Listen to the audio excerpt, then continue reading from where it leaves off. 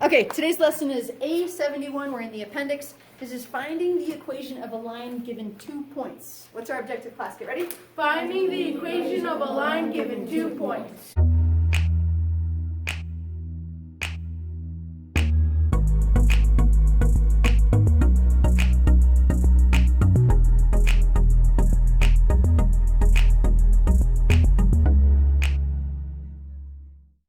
We have already found an equation of a line given 1 point, given the slope, and given the intercept. So now what we're going to do is we don't know the slope and we don't know the intercept. All we know are 2 points. We're going to find out all that information and just make the same equation.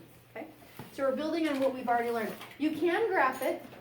We're going to do method 2 where we actually calculate it using rise over run, y2 minus y1 over x2 minus x1. So let's review. Slope equals y2 minus y1. What's our numerator? Get ready? y2 minus y1. Good. I need everyone to repeat, so we're going to do it one more time. y2 minus y1. What? y2 minus y1. Very good. Denominator is, or the run, x2 minus x1. What's our run? Get ready? x2 minus x1. Good. x2 minus x1. That's rise over run. Change in y over change in x. So let's take these 2 points. We're going to find the rise over run, or change in y over change in x. We're going to label, this is the first point, x1, y1. This is the second point, x2, y2. We're going to get right to it. This is y2 minus y1. So I'm going to make sure I'm using the correct y's. This is the common mistake. They use the wrong y's because they use these or wrong order. We're going to go negative 4 minus 2. What are my y's? Get ready? Negative 4 minus 2. Negative 4 minus 2. Now my change in x's are in the same order. I started here, so I got to start here. Negative 3 minus 1. What are my x's? Get ready? Negative 3 minus 1. All right, now here's a second spot that students make mistake is they mess up their negatives. So let's make sure. We're at negative 4 on the number line. So I'm at negative 4. Now I go minus 2. Which direction is minus 2? Left or right? Lucas is right, showing his fingers. Alex is right, showing his finger. We're going to go this way 2 more. 1, 2. That gives me what? Get ready? Negative 6. Negative 6. I need everyone. What does it give me? Get ready? Negative 6. Good. Negative 6. Negative 3 minus 1. So here, I'm here at negative 3. Which direction do I go? I got to subtract 1. Do I go this way or this way? This way. Okay?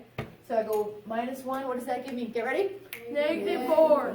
Negative 4. I didn't get everyone, so some of you are either not sure or you're just not thinking. Or because you're thinking about pancakes or something. Okay, negative 3 minus 1 is negative 4. What? Negative 4. Negative 4, good. Negative divided by negative is positive. 6 divided by 4, that reduces to 3 halves. So that is our slope.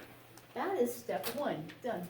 Step 2, rewrite the formula. Y equals mx plus b. What's our slope-intercept formula? Get ready? Y equals mx plus b. Very good. Now, step 3, substitute what you know. We know slope. 3 halves. Hey, do I know an x and a y? You bet I do. In fact, if I had to choose between these x's and y's, I would pick the easier points, probably like lower numbers and positive numbers. So I'm going to pick these, and I'm going to substitute. Be very careful. This is another point of error, is because it's written 1 then 2. I keep seeing students put a 1 and then 2 there, but is that right? No. Just flip them. Okay, the y is the 2. The x is the 1, and we're timesing. It's always a times. I got students who were trying to add or subtract if it was negative. It's still times. So 2 times 3 halves times 1 is still 3 halves, plus b. Now to solve for b, I need to get rid of 3 halves. So I'm going to subtract 3 halves. Whoops. Subtract 3 halves. They go away. And then I think of it like this. 2 minus 3 halves. I think I've got 2 cups of flour. And I minus 1.5 cups of flour. Right? 3 halves is 1.5. So 2 cups of flour. I minus 1.5 cups of flour. That gives me half a cup of flour. I just solved for B. That was step 4. Okay, step 5. Rewrite the slope-intercept formula. Y equals mx plus b. Substitute your m and your b. M is 3 halves. B we just found, which is 1/2. Done. And if I wanted to, which would be a pretty good idea, I could do a really quick graph together and see, am I right? Well, let's see, my points are 1, 2, -3, -4. And we're going to draw, I'm just going to guess it, I don't have my straight edge handy. Hey, look at that.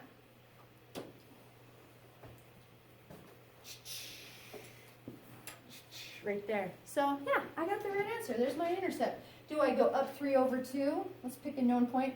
1, 2, 3 over 1, 2. Boom, known point. 1, 2, 3 over 2, 1, 2. Boom, rising run is checking out. Is it making sense? Yep. Okay, just a lot of steps to keep track of. Let's try one. I showed you that one. This time we're going to step through this, and you guys are going to do a lot of the work. First thing I want you to do is find the slope. Find the y2 minus y1. I'm going to just keep those there. Can we use the same labels? Except for this is not good. We're going to find the y.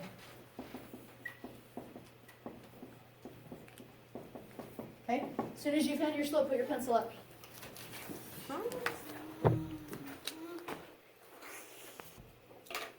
Okay, we gotta check on our slope because I saw a lot of mistakes as I was walking around. It's because you used the wrong y's and the wrong x's. Order matters. It says y2 minus y1. This is my y2, this is my y1. Put your fingers on it to help. -2 minus 1. Write it down. -2 minus 1. Okay, check yours. On the bottom, it's x2 minus x1. So put your fingers on it. It's x2 minus x1. So 6 minus -3. See how there's 2 negatives in there? Because the formula says a minus, and there's another minus right there. So there has to be 2 of them. So now simplify. I think some of you already go, oh, I see what I did. Okay.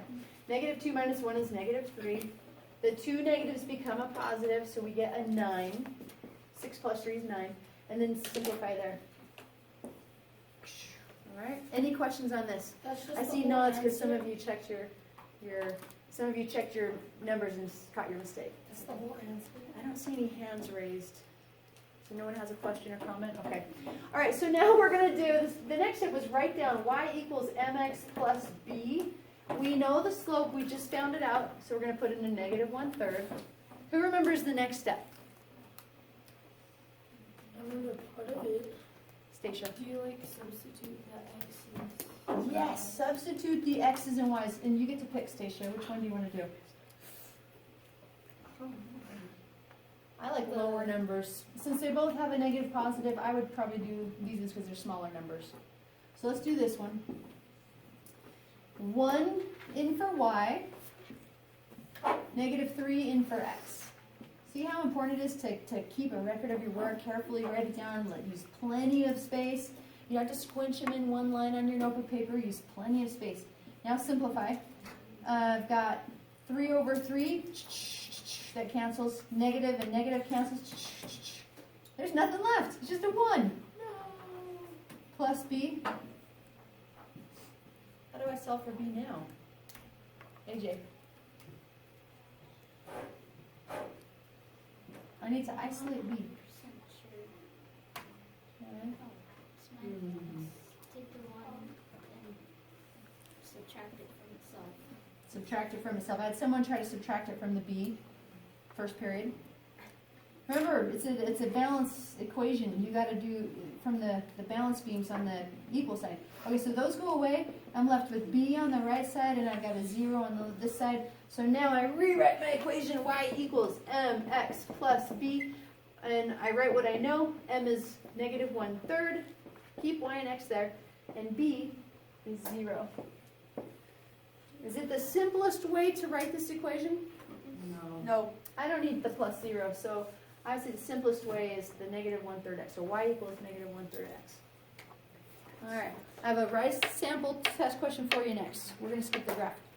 So this is not in your Saxon book, but when I walked around the test last year, there was a question just like this. And I was like, they're going to get to this question and not be able to relate it to this lesson, but it goes in this lesson.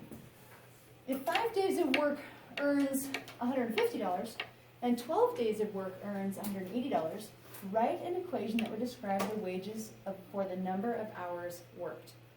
Think about the wording. They're just saying write an equation. Do we have 2 points in here? Kind of. 5 goes with 150, and 12 goes with 180. Do I have an x1, y1, and an x2, y2?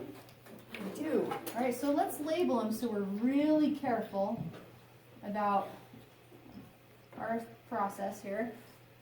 Slope equals y2 minus y1, 180 minus 150.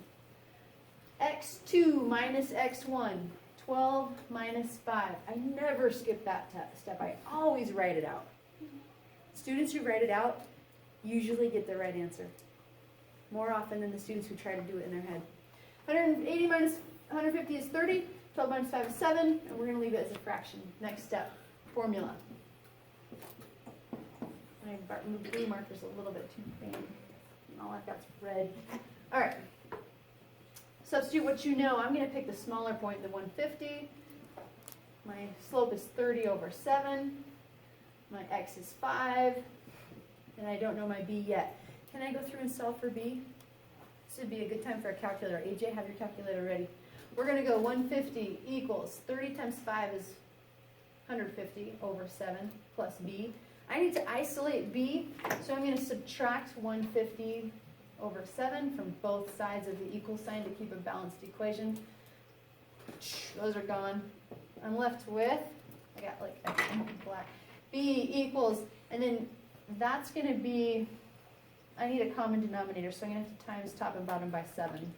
That's 1,050, because I remember from last class. So 1,050 minus 150, 900? 900 sevenths. That's b. Am I ready to write my equation now? Y equals mx plus b. I know the slope is 30 sevenths. I know the b, 900 sevenths. That might reduce, but No, it won't. 7 is small. yeah, I don't think it's Won't gonna. write anything that- So this is what you would type in your RISE test. You've seen these steps now 3 times today, and you're going to practice it right now during the practice set. Give me a thumbs up if you're like, I think I mostly got it, Dakota. Olivia, might just take a little bit of practice. Okay, let's go to your practice set.